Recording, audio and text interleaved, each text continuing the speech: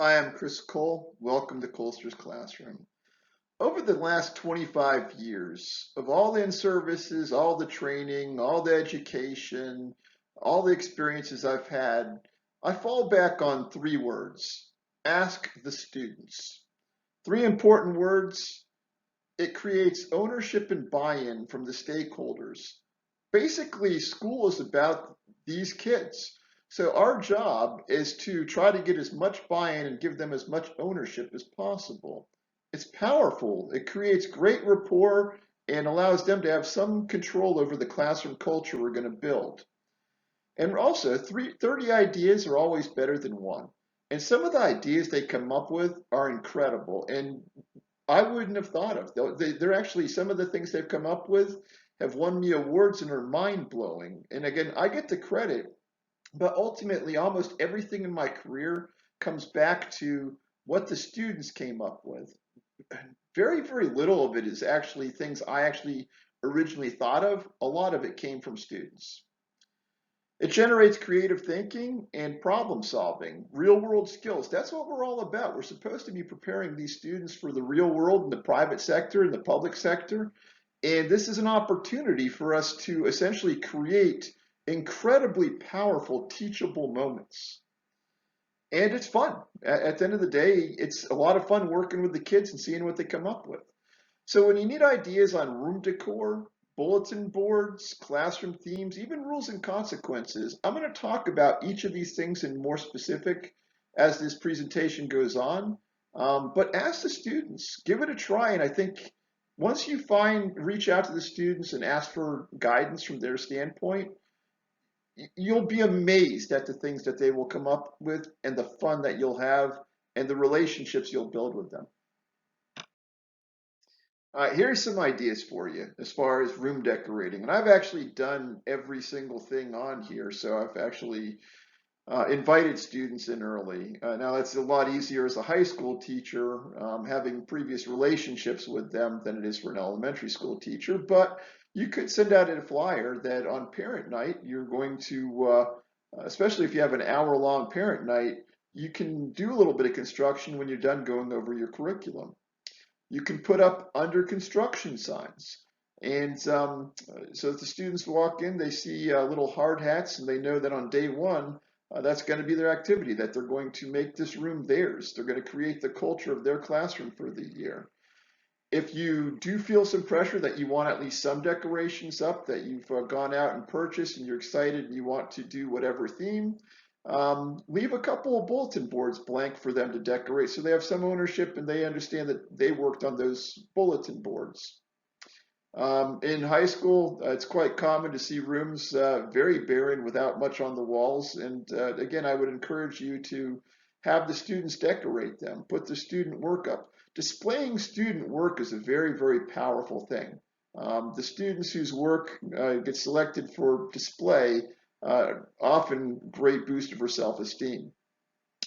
And then one of the things I do is in the front of my room, I have actually three bulletin boards, and they're covered in pictures from the previous years with projects the students have worked on and activities the students. I'll walk around when the students are doing a lab, snapping pictures with my iPhone, and then I'll go to Walmart and print them out and put them up on the board or on these bulletin boards. And they see their friends from last year and get excited.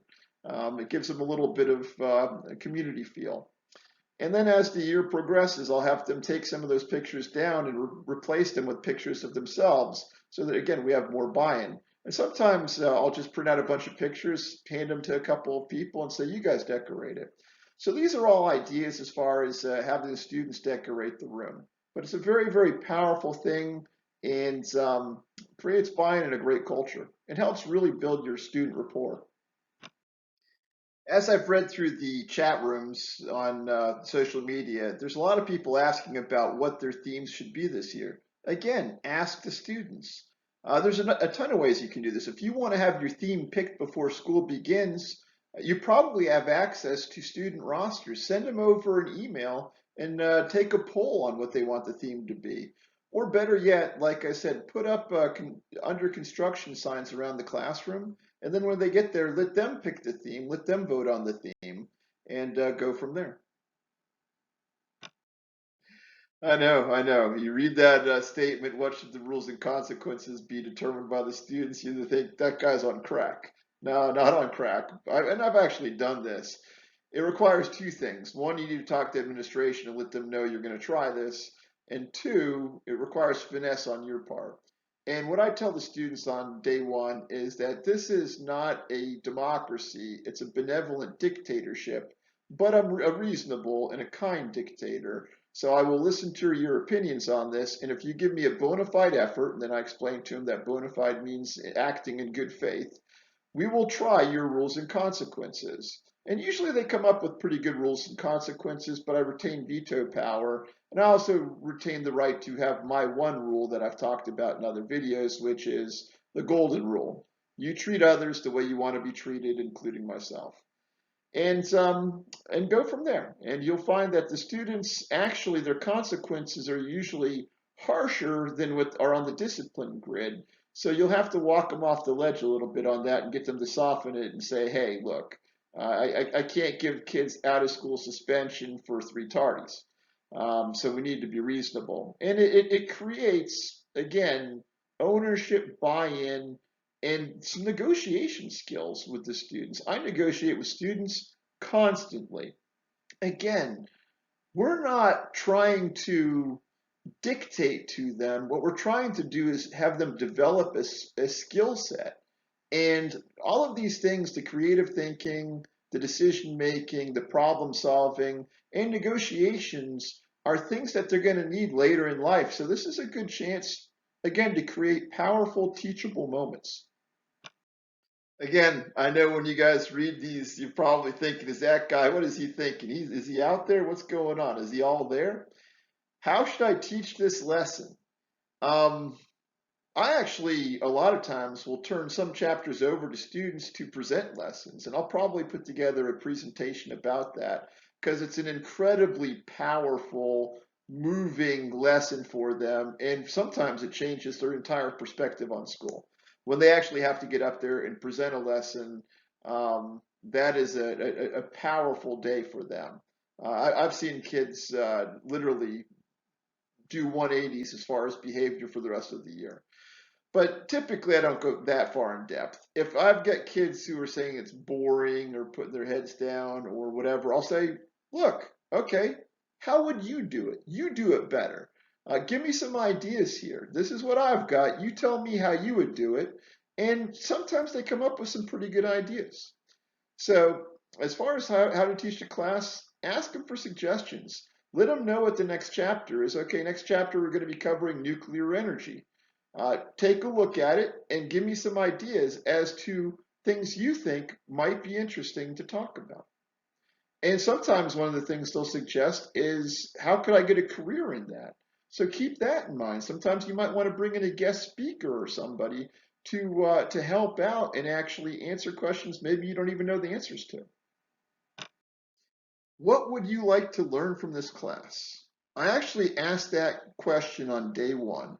On day one, I pass out get to know you note cards, and I ask them 12 or 13 questions ranging from what's your favorite television show to what's your favorite movie. That allows me to catch up on Netflix with the things I've been missing. And then one of the questions that I get to later is, what would you like to learn from this class? This allows me to figure out certain things I want to incorporate into my lessons to make learning relevant and answer some of the questions for some of these students. And it could be something like I mentioned earlier, which is I want to develop a career in this. I want to be a veterinarian. So I'm in the ecology section, I might want to incorporate some things as far as pursuing a veterinary degree. And also, I might want to think about bringing in, as I mentioned earlier, some guest speakers or experts to talk about some of these things. Again, the key here is I want to make the learning relevant to what the students want to get out of the course. All right, this next one is not for the faint of heart. How could I make this class more interesting? Um, Again, if you don't have a thick skin, I wouldn't recommend asking this question.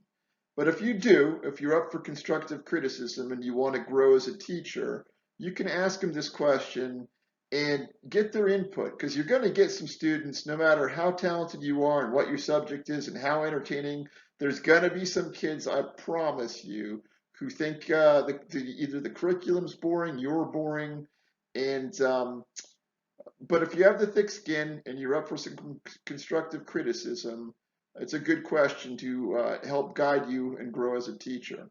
I also used to have them do report cards on my teaching. Again, I wouldn't recommend that unless you have an extremely thick skin. Because I remember one of my favorite comments was from, I have them put their name on it, but they're, again, I'm not punitive. They can say what they want, they can give me whatever grade they want. But her comment was, your monotone voice is perfect for me in the morning because it helps me sleep. I don't know that that was constructive, but it is what it is. So I ask for the feedback. You can't get mad. There are kids out there that have no filter. So there again, if you ask for this, make sure you have a thick skin and do not be punitive when they give you actual legitimate feedback from their perspective. If I had to pick my strongest skill set as a teacher, it's creating opportunities for students to shine. It's incredibly fun for me to come up with some of these ideas, and a lot of them are student guided. Here are a few to give you some ideas of things you can do. Again, these are geared towards high school, but they certainly can be geared towards middle school or even adapted for elementary school. So the first one would definitely be high school, paid internships. We set it up so that students, high school students over the summer could do paid environmental internships and receive a science credit. One of the things I'm most well known for in the state of Florida is my students in 1999 and 2000 campaigned to get the state bird changed to the Florida scrub jay. Currently, Florida has no state bird. Unofficially, it's the mockingbird, but if you check the statutes, it's actually, there is no state bird. So that didn't sit well with the students and they wanted to change it. So we did a letter writing unit, which led to being invited up to meet with our representative, which led to testifying before the House of Representatives. My students testified before the House of Representatives. And if you look at the 24 students who went up there and what they've done with their careers after high school, it's absolutely amazing. They've all been so successful. I'm so proud of them. To making bat houses. Making bat houses actually won a Disney Teacherific. Now, myself and a few other teachers got credit for that, but the students did all the work. They came up with the idea. They made the bat houses. They went out and taught elementary school students about the fact that bats eat 600 mosquitoes an hour and that they're important for the environment and they're the greatest pest control we have out there. Again, we got the credit, but the students did all the work. And creating coloring books. Going back to our Scrub Jay project, some of the students actually created Scrub Jay coloring books, and we went out and when we were doing our Scrub Jay for State Bird stuff, the drawings that some of these students did to create these coloring books were just off the planet. They were incredible. I was just stunned at some of the talents that I would have never come across had I not provided some of these opportunities for the students. It will absolutely amaze you. And allowing these students to reach into their skill set, things we don't even know about, like the ability to draw or to make a coloring book or to take photos, is just builds such incredibly powerful bond between you and the students. They love your course. Even if they're not big into whatever your subject matter is, you're allowing them to bring in their favorite things and incorporate it into your class, and you both benefit from it. It's incredible. Tutoring younger students. What we did is we sent some of our high school students out to elementary schools and had them use the environmental issues to help with reading, to teach them reading. And again, some of these students eventually became teachers from this. Doing species surveys. We would go out and we would actually catch frogs, lizards, snakes, and other creepy crawlies, again, playing to some students' skill sets. And then whenever we had television coverage or newspaper coverage, which during the state bird stuff, from 99 to about 2002, my students were in the paper and on television all the time. And whenever reporters asked me a question, I always told them this. I said, look, I get plenty of press from all this stuff. Ask the students. Whatever the students can answer, I'll fill in the blanks. What a powerful teaching tool. These students needed to be prepared. If they wanted to be on TV or they wanted to be in the newspaper, they better have their answers and bring their A game, literally their A game. And and they did. As a matter of fact, one of my students ended up on the front page of the Orlando Sentinel over the Scrub Jay issue. So again, creating opportunities for students to shine. And these are their ideas. All of this stuff came from the students. And when it comes from the students and they're invested, they gave up their entire spring break to go campaign for the House, and then the following year they campaigned in the Senate and testified before the Senate. Again, talk about having ownership and buy-in. They gave up their spring break to pursue an issue they wanted to pursue. It was really cool. CERT. CERT stands for Community Emergency Response Team. My students, for 2 years, I had some students who wanted to be paramedics and firefighters.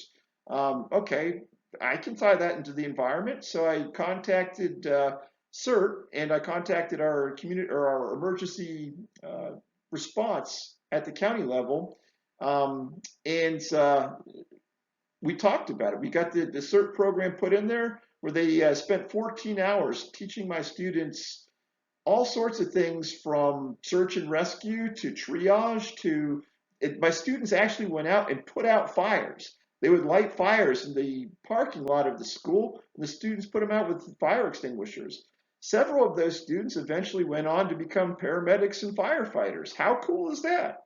So again, creating opportunities for students to shine. I'm not sharing any of this to brag about myself. I am bragging about my students. I'm incredibly proud of them, but to give you ideas of things that you can do and incorporate. And again, all of these were student ideas and led by students, or came about through. I have town hall meetings with my students. We probably at least once a quarter, I'll have a town hall meeting and we'll discuss anything they want to talk about. And so that's where a lot of these ideas came from. Hopefully you've learned some things from this video. If you have, please like the video. Consider subscribing, and thank you for your time. I appreciate you guys as colleagues. Love you all. If you're teachers, you're heroes, you're doing a great job. Thank you for everything you do for our kids. Colster out.